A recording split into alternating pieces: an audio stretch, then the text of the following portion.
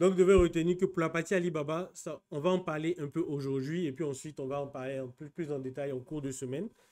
Il est possible qu'on place la formation soit en début d'après-midi, soit en fin d'après-midi. J'espère que ça ira pour vous. Maintenant, si par exemple on doit le faire en soirée, je sais que souvent l'heure vous pose défaut. Quelle heure vous va le mieux? 20h30, 21h ou bien début d'après-midi, 14h, 16h? 20h30. 20h30. Ok. Ça, c'est pour quand mardi, c'est ça? Pour tous les jours de la semaine, entre mardi, comme j'ai dit, les programmations se feront entre mardi et vendredi. D'accord. Wow, 20h30. 20h30, c'est trop tôt? Je C'est vais, vrai je qu'il vais y a mettre la un rupture rappel. du jeûne aussi. Si, si. En fait, les soirs, comme, bon, OK, on va se donner les moyens. Je pense que 20h30, c'est bon. On va se donner les moyens de se connecter et suivre. D'accord, super.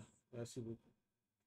Donc, j'étais en train de dire que l'objectif de ce programme-là, ça va être dans un premier temps de vous aider à trouver facilement des fournisseurs, à commander vos produits, à vous permettre de faire des comparaisons de prix, parce que souvent, vous-même pouvez être acheteur pour d'autres personnes à Abidjan, et vous pouvez avoir envie de savoir, bon, le prix initial de ce produit-là chez le fournisseur, c'est combien.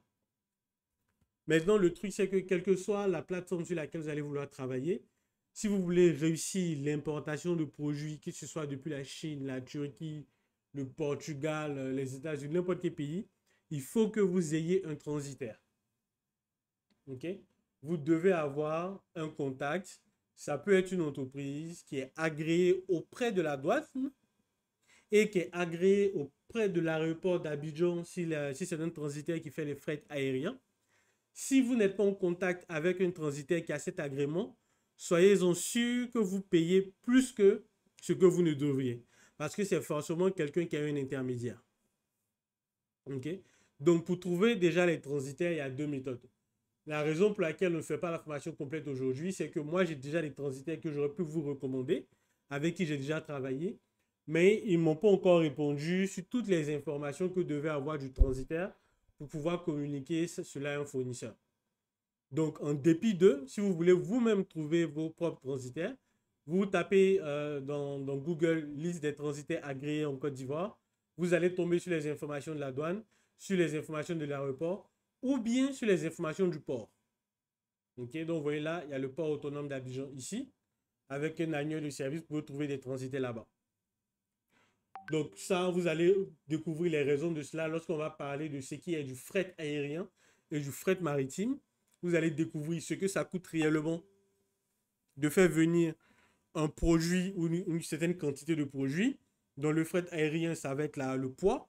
Dans le fret maritime, ça va être le volume du produit lorsqu'il est emballé. Donc ça, ce sont les trois moyens que vous avez de trouver vous-même des transitaires. Il faut aller sur la liste, il faut voir ceux qui font du transit vers à partir du pays avec lequel vous voulez, duquel vous voulez faire votre importation. Il faut appeler pour être sûr qu'ils sont en activité. Sur la page des douanes, vous pouvez voir directement les transitaires actifs. Sur la page de l'aéroport, c'est une liste statique. Donc, vous ne pouvez pas voir qui est encore en activité, qui ne l'est pas. Donc, il va falloir contacter chacun pour essayer de savoir qui fait quoi. Il y a une technique que j'employais il y a juste quelques jours. Moi, ce que j'ai fait, comme je n'avais pas le temps d'appeler tout le monde, j'ai appelé directement sur le numéro de Air Côte d'Ivoire Cargo. Et celui que j'ai eu au téléphone, il m'a donné toutes les informations et il m'a précisé qu'un particulier comme moi, bon, si vous êtes une entreprise, c'est différent, mais un particulier comme moi ne peut pas directement faire appel au service d'une entreprise de transport comme Air Côte d'Ivoire pour pouvoir faire partie de ses colis. Il faut passer forcément par une transitaire. OK? Donc, on a Sarah qui nous a rejoint, qui elle aussi a une activité de transit, donc peut-être qu'elle nous donnera les informations, on va le demander tout à l'heure. Donc, en attendant, c'est ce que vous devez retenir. Donc, il y a des annuaires pour pouvoir sourcer des transitaires. Vous pouvez les utiliser, appeler, avoir des informations avant de collaborer avec quiconque. Et avec le transitaire que vous aurez, lui, il va vous donner les informations qu'il faut transmettre au fournisseur. Donc, ça peut être l'adresse, ça peut être le type de packaging, ça peut être d'autres types d'informations dont lui, il aura besoin.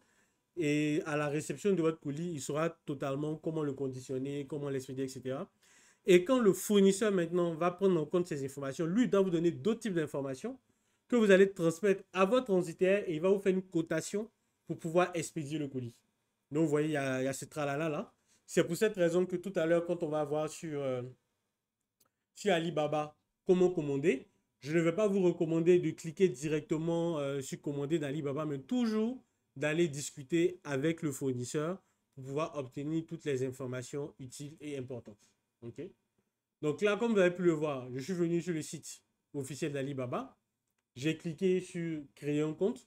Et la première chose que je vais vous recommander, si vous n'avez pas encore de compte sur Alibaba, au lieu de faire se connecter avec Google, créez un compte en bas du forum avec toutes les informations officielles que vous avez sur votre pièce. Ça va vous être utile si un jour, vous avez payé de l'argent via les services d'Alibaba, j'insiste sur ce point, à un fournisseur et vous n'êtes pas livré, vous voulez faire des réclamations, etc., et différents recours à faire. Il faut que ce soit votre nom officiel sur vos papiers. Il faut que sur le compte, ce soit votre numéro sur lequel on peut vous joindre. Il faut que ce soit l'adresse mail à laquelle vous recevez usuellement vos mails pour ne pas manquer des communications venant d'Alibaba ou bien d'un fournisseur. Okay? Donc ça, c'est, on va dire, le B.A.B.A. OK? Donc, on fait une pause là-dessus. Je reviens sur le programme complet. Donc, le programme complet, c'est d'abord comment trouver un transitaire, gérer sa relation transitaire, quelles sont les informations que le transitaire doit vous donner. Ensuite, c'est choisir la bonne plateforme pour commander. OK? Parce qu'on n'a pas tous les mêmes besoins. Dans un premier temps, Alibaba peut être la première idée qui vous vient à l'esprit parce que c'est la plateforme la plus populaire. Mais vous devez choisir votre plateforme selon vos besoins réels. Par exemple, si vous allez sur Alibaba, il est de coutume de trouver des fournisseurs qui vont vous dire que pour qu'ils puissent vous livrer un produit, il faut une commande minimale. Okay? Donc, il ne va pas vous livrer un seul exemplaire. C'est souvent à partir de 100, à partir de 10, à partir de 1000. Ça dépend du type de produit, de la taille, etc. etc. Donc, si vous êtes quelqu'un, vous cherchez un seul exemplaire pour une utilisation personnelle, ce n'est pas Alibaba. Ce n'est pas vers Alibaba qu'il faut aller. C'est vers d'autres plateformes où vous avez des produits, on va dire des produits uniques, mais qui viennent aussi directement des usines. Donc, les tarifs sont toujours aussi avantageux. Et ces plateformes-là, ce n'est pas forcément AliExpress, parce que de nos jours, AliExpress est devenu très cher. Ça peut être Temu, mais Temu n'a pas une bonne réputation. Donc, je vais vous fournir une liste de sites chinois vers lesquels aller.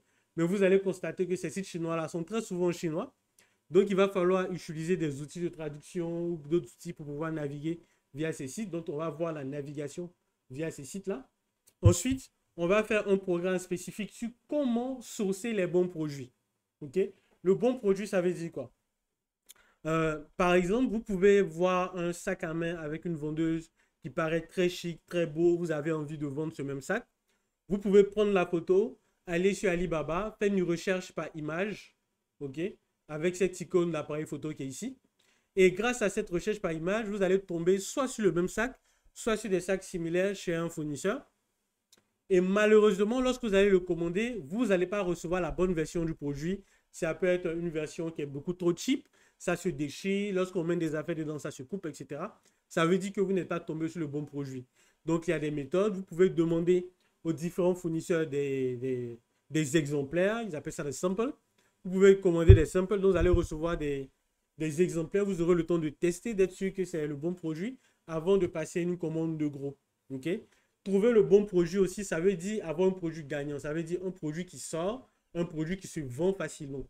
Donc là aussi, il y a des outils qui vont vous permettre de détecter, par exemple, grâce à l'outil publicitaire de Facebook, les produits qui ont été les plus vendus durant le mois dernier, qui ont fait, on va dire, le plus de chiffre d'affaires ou bien le plus de marge avec d'autres vendeurs comme vous. On les appelle souvent dans le jargon des dropshippers. Mais pour nous, ce n'est pas réellement du dropshipping vu qu'on commande nous-mêmes, on les réceptionne et puis c'est nous qui les revendons. Donc, c'est ça, trouver le bon produit. On va avoir une session dessus. Ensuite, il y a comment choisir le bon fournisseur. OK? Sur une plateforme comme Alibaba, par exemple, il y a différentes règles. Par exemple, Alibaba, qui se veut un partenaire de référence de mise en relation entre les acheteurs, les importateurs et les fabricants chinois, sur la plateforme, un fournisseur, une usine qui est enregistrée a un badge de vérification. Donc, il faut déjà s'assurer que l'entreprise est vérifiée par Alibaba grâce à ce badge. Ensuite, il faut vérifier que sur ce fournisseur, il y a ce qu'on appelle le Trade Assurance qui est activé. Le Trade Assurance, ça veut dire que Alibaba garantit le retour de votre argent si le fournisseur en question n'a pas exécuté votre commande comme vous l'avez demandé. OK? Donc, pour toutes ces raisons, vous devez pouvoir créer le compte comme on va l'expliquer ici. D'accord? Donc, il y a beaucoup d'autres critères. Il faut aussi vérifier le fournisseur en question, combien d'argent il a fait sur la plateforme. Donc, tout ça sont des indicateurs de confiance qui vont vous permettre de pouvoir, on va dire, travailler avec les bons fournisseurs. Ensuite, on va parler maintenant du travail du transitaire, donc le fret aérien, le fret maritime.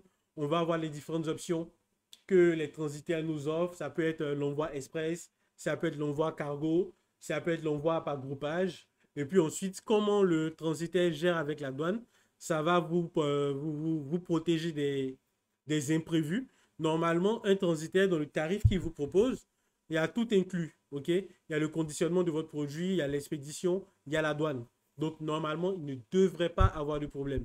Mais lorsque vous commandez certains produits un peu particuliers, il se pourrait que le transitaire soit exposé à des frais de douane au port de départ et à des frais de douane à l'arrivée. Okay? Normalement, un transitaire expérimenté prend tout ça en compte, donc il n'y a pas de souci. Mais c'est bien que vous soyez informé de quelles sont les règles de la douane ivoirienne au port, quelles sont les règles de la douane à l'aéroport, etc., etc., pour être sûr que vous respectez toutes les conditions.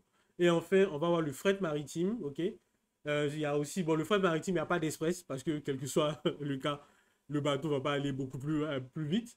Mais il peut avoir l'envoi par conteneur. Vous pouvez aussi payer juste ce qu'on appelle le CBM. Donc, c'est un coût unitaire du mètre cube que vous allez utiliser dans le conteneur.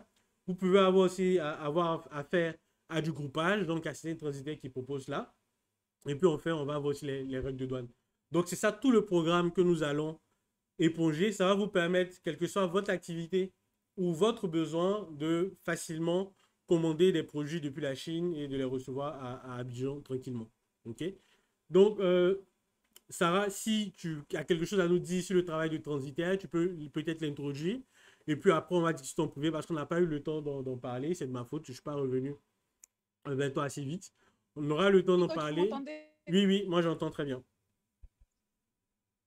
D'accord, non, il n'y a pas de problème. Ce que vous dites est juste. Surtout, bon, ici, je travaille beaucoup plus par l'envoi, le fret maritime, OK. par groupage ou conteneur ou CDL et tout ça. Donc, vos informations sont tout à fait correctes. OK, super.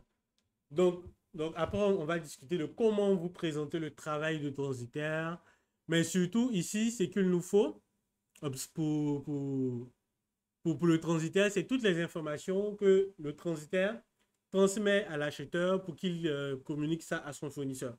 Parce qu'il faut dire qu'il y a différents types de transitaires aussi. Il y a des transitaires qui vous offrent l'assistance même à l'achat, c'est-à-dire qu'ils vont passer commande pour vous. Souvent, ça peut être moyennant une commission de 10, 15, 20%, ça dépend du montant et du type de colis, le type de plateforme sur lequel acheter. Mais si vous-même vous avez votre compte chez Alibaba, que vous souhaitez être, on va dire, un peu indépendante sur vos achats, le transitaire vous fournit juste des informations que vous transmettez à votre fournisseur, que ce soit pour l'expédition, le conditionnement du produit. Et votre transitaire va aussi attendre des informations du fournisseur pour lui se préparer à conditionner vos produits ou à vous faire une cotation sur l'expédition. Donc, c'est ça que vous devez garder à l'esprit et c'est le parcours que nous allons suivre. D'accord? Donc, on va faire une pause sur la formation Alibaba. Donc, c'est ça qu'on va refaire pour le mercredi. Là, vous avez toutes les informations. Donc, vous savez si ça serait important pour vous ou pas.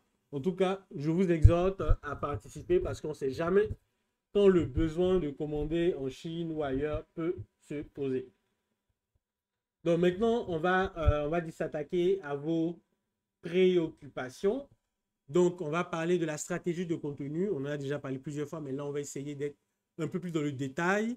Si Nadia nous le permet, on va prendre pour exemple le contenu qu'elle doit créer pour son agence, comment elle va réfléchir la question et comment est-ce qu'elle va exécuter. Okay? Parce que c'est ça le plus important. Si vous travaillez par exemple avec des collaborateurs qui vous aident à la production du contenu, à la gestion de vos pages, que ce soit en tant que community manager ou juste un ou une assistante qui publie pour vous, passiez par là, il est important que vous-même, vous ayez une stratégie. OK? Ensuite, que vous ayez un calendrier. Et enfin, que vous ayez le contenu à publier et que la personne qui s'en charge, vous ou quelqu'un d'autre, puisse faire vos publications au bon moment, entretenir le lien avec l'audience qui réagisse, etc., etc. Donc, si de prime abord, vous avez des questions, on commence avec vos questions et après, on met le pied dans le cambouis.